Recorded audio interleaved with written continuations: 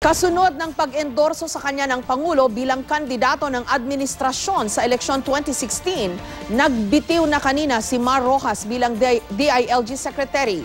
Bagamat ayon kay Pangulong Aquino, pinakikiusapan daw niya si Rojas na huwag munang umalis sa pwesto. Nagpaalam na kanina si Rojas sa mga opisyal at empleyado ng DILG, NAPOLCOM o National Police Commission at sa PNP o ang Philippine National Police. May report si Salima Refran.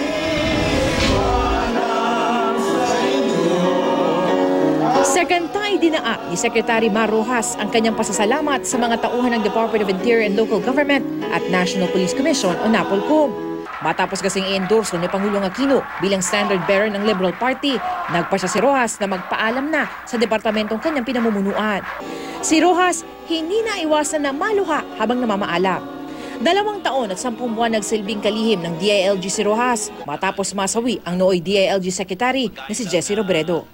I will always be proud of my association with you. Thank you very much. Nagpaalam din si Rojas sa Philippine National Police sa Camp Crame. Karangalan kong maglingkod na kasama kayo.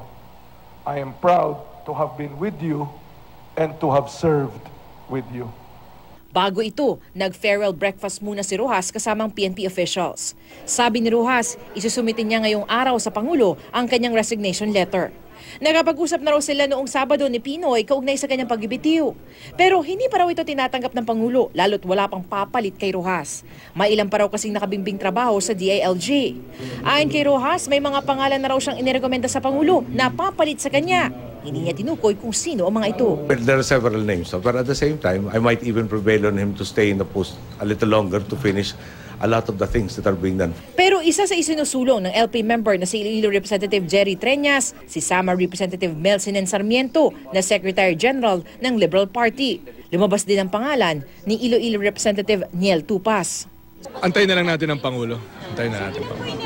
Sa pagbibitiw ni Secretary Rojas, mababakante ang isa sa pinakamahalagang posisyon sa pamahalaan. Magiging mabigat na hamon naman para sa papalit sa kanya bilang DILG Secretary ang siguruhin magiging malinis at ligtas ang eleksyon 2016.